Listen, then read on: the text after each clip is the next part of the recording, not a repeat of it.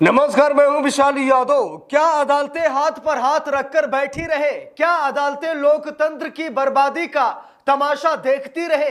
क्या अदालतें सरकार की मनमानी के सामने घुटने टेक दें? क्या अदालतें सरकार की तानाशाही के सामने नतमस्तक होने को मजबूर हो जाएं? दोस्तों, आज जस्टिस बी.आर. गवई ने मोदी सरकार से यही सवाल पूछा है। आज जस्टिस बी.आर. गवई ने, बाबा भीमराव अंबेडकर साहब के सच्चे सिपाही ने मोदी सरकार से यह पूछा है कि क्या हम हाथ को बांध कर रखें?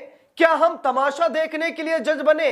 क्या अदालतें सिर्फ और सिर्फ सरकार की चरण वंदना करने के लिए बनी है? दोस्तों, आज जस्टिस बी.आर. गवई ने सरकार का सारा अहंकार तोड़ दिया है। इसीलिए मैं आप सभी लोगों से कह रहा हूं कि आप लोग कमेंट बॉक्स में जस्टिस बी.आर. गवई के बारे में दो चार शब्द जरूर लिखें, क्योंकि आज जो खबर मैं आपको दिखाने जा रहा हूं, आज आप सभी देशवासियों का सीना चौड़ा हो जाएगा।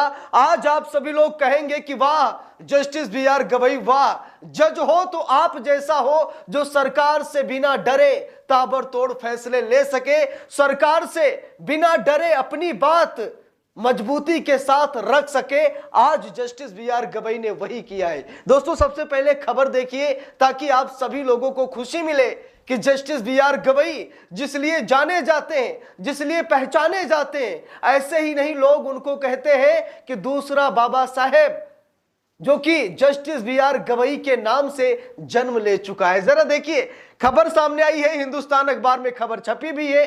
लिखा है कि क्या अदालत हाथ बांधे खड़ी रहे और कहे कि हम कमजोर हैं? सरकार के वकील से सीजीआई का सवाल। मोदी सरकार के वकील सॉलिसिटर जनरल तुषार मेहता से सीजीआई जस्टिस बी.आर. गवई ने कहा कि क्या हम दुनिया को, क्या हम देश की जनता को यह कह दें कि हम कमजोर हैं, हम लाचार हैं, हम असहाय हैं, हम आप लोगों की मदद नहीं कर सकते, हम सरकार की चरण वंदना के लिए मजबूर हैं? क्या यह बोल दें? Justice B R. गवई ने मोदी सरकार के वकील से कहा कि हम हाथ बांधकर नहीं खड़े रह सकते, हम आपकी मनमानी को बर्दाश्त नहीं कर सकते। अगर कार्यपालिका सही से काम नहीं करेगी तो न्यायपालिका जवाब जरूर देगी, न्यायपालिका कार्रवाई करेगी। दोस्तों, मोदी सरकार यह चाहती है कि कार्यपालिका में जो कुछ भी चल रहा है, न्यायपालिका दखलंदाजी ना करे, न्यायपालिका हमारे बीच में रोड़ा ना बने, न्यायपालिका हमें संविधान का पाठ ना पढ़ाए, हमारी जो इच्छा हम करें, हमें कोई न रोके।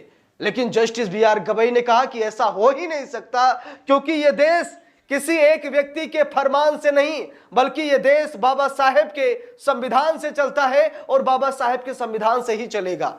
जो लोग ये सोच रहे हैं कि प्रधानमंत्री हैं तो उनकी जो इच्छा वो करें, जो लोग ये सोच रहे हैं कि राष्ट्रपति हैं उनकी जो इच्छा वो करें, जो लोग ये सोच रहे हैं कि राज्यपाल है उनकी जो इच्छा वो करे, तो ऐसा नहीं होगा। सभी को संविधान के दायरे में रह करके अपनी इच्छाओं को बांधना होगा। दोस्तों, यहां पर देखिए लिखा भी है, क्या अदालत हाथ बांधे खड़ी रहे और कहे कि हम कमजोर हैं? सरकार के वकील से सीजीआई ने यह सवाल पूछा है।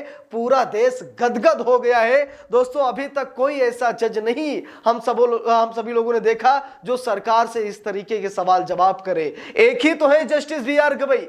जब तक सीजीआई है तब तक हम सभी लोगों को दिक्कत नहीं है। बाकी हम सभी लोग यही मांग कर रहे हैं कि उनका कार्यकाल अगर बढ़ जाए, अगर ये हो सकता है उनका कार्यकाल बढ़ जाए तो बहुत ही अच्छी बात है। बाकी सरकार के लिए तो आफत है। जरा देखिए, लिखा भी है, लिखा है, उन्होंने कहा कि यदि कोई संवैधानिक संस्था गलती करती है तो समाधान की जरूरत है।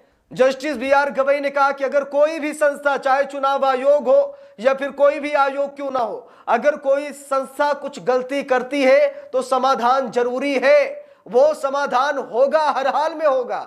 मोदी सरकार क्या कह रही है? मोदी सरकार कह रही है कि हर समस्या का समाधान अदालत नहीं करेगी। भाई, क्यों नहीं करेगी? हर समस्या का समाधान अदालत नहीं करेगी तो कौन करेगा? लेकिन जस्टिस बी.आर. गवई ने कहा कि अगर कोई भी संस्था कुछ गलत करती है तो गलत का विरोध होगा और उसका समाधान भी होगा। न्यायपालिका हाथ पर हाथ रखकर नहीं बैठेगी।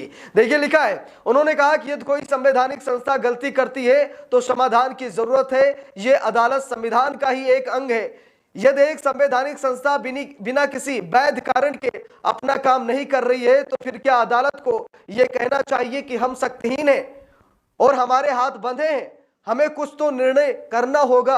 वहीं सॉलिसिटर जनरल तुषार मेहता ने कहा कि अदालत के अधिकार क्षेत्र पर ही सवाल उठाए। उन्होंने कहा कि ऐसे मामले को कोर्ट में ले जाना और उसका फैसला करना ठीक नहीं। अब यहां पर देखिए, मोदी सरकार के वकील ने कहा कि सारे फैसले कोर्ट ही नहीं करेगा, कुछ फैसले सरकार भी करती है और कुछ ऐसे मामले हैं जिन्हें कोर्ट तक नहीं लाना चाहिए, और अगर वो मामले कोर्ट में आ रहे हैं तो कोर्ट को मना कर देना चाहिए कि जाइए सरकार के पास जाइए, सरकार इस समस्या का समाधान निकालेगी, कोर्ट नहीं। मोदी सरकार ये कह रही है कि हर मामला न्यायपालिका में न जाए, कुछ मामले हमारे पास आए, हम उसका निपटारा करेंगे। सरकार भी समाधान करना जानती है और समाधान करना चाहती है। मोदी सरकार यही बताने की कोशिश कर रही थी, लेकिन जस्टिस BR गवई ने कहा कि कोई भी संस्था अगर गलत करेगी तो हम हाथ पर हाथ रखकर नहीं बैठेंगे, हम कार्रवाई करेंगे। देखिए यहां पर लिखा भी है, तुषार मेहता ने कहा कि मान लीजिए कि गवर्नर किसी बिल पर फैसला नहीं ले रहे हैं तो उसके राजनीतिक समाधान है। एक प्रतिनिधिमंडल ऐसे मामलों में PM या राष्ट्रपति के पास जा सकता है, इस तरह मसला हल हो सकता है। लेकिन इसका यह मतलब नहीं है कि अदालत की ओर से टाइमलाइन तय की जाए। ऐसे मामले कई राज्यों में सामने आए हैं, राजनीतिक प्रवक्ता से ही ऐसे मामले हल हुए हैं। अब दोस्तों यहां पर देखिए, मोदी सरकार के वकील ने क्या कहा कि अगर राष्ट्रपति का कोई मामला है, राज्यपाल का कोई मामला है, अगर कहीं विधेयक नहीं पास हो रहा है तो वो लोग प्रधानमंत्री के पास आए। भैया तमिलनाडु की सरकार ने 2-2 बार विधानसभा से विधेयक पास कराया, 3 साल तक राष्ट्रपति और राज्यपाल ने हस्ताक्षर नहीं किया, वहां की सरकार सर पटकती रही। मोदी जी कहां चले गए? जिस प्रतिनिधि मंडल की बात यहां पर सॉलिसिटर जनरल तुषार मेहता कह रहे हैं, वो प्रतिनिधि मंडल कहां था जब तमिलनाडु की सरकार के विधेयक 3 साल तक पेंडिंग पड़े थे? हर समस्या का समाधान अदालत नहीं करेगा तो कौन करेगा? अब यहां पर मोदी सरकार के वकील ये कह रहे हैं कि अगर राज्यपाल ने, राष्ट्रपति ने किसी मामले को संज्ञान में नहीं लिया तो आप उनको सीधा समय सीमा से बांध रहे हैं। ये सही नहीं है। भाई क्यों सही नहीं है? राष्ट्रपति को अधिकार दिया गया है, समय सीमा से बांधा गया है कि 3 महीने के अंदर विधेयक पर आप निर्णय लीजिए, क्या दिक्कत है? 1 महीना राज्यपाल को दिया गया है तो बहुत है, इतना समय तो बहुत है, और कितना समय चाहिए इनको? अब ऐसा तो होगा नहीं कि राष्ट्रपति और राज्यपाल के जरिए आप सरकार चलाने की कोशिश कर रहे हैं। भाई हम सभी को मालूम है कि एक राज्य का राज्यपाल सरकार की दिशा और दशा को बदल सकता है। देश का राष्ट्रपति अगर सही है, दमदार है, तो वो केंद्र की राजनीति की हवा बदल सकता है।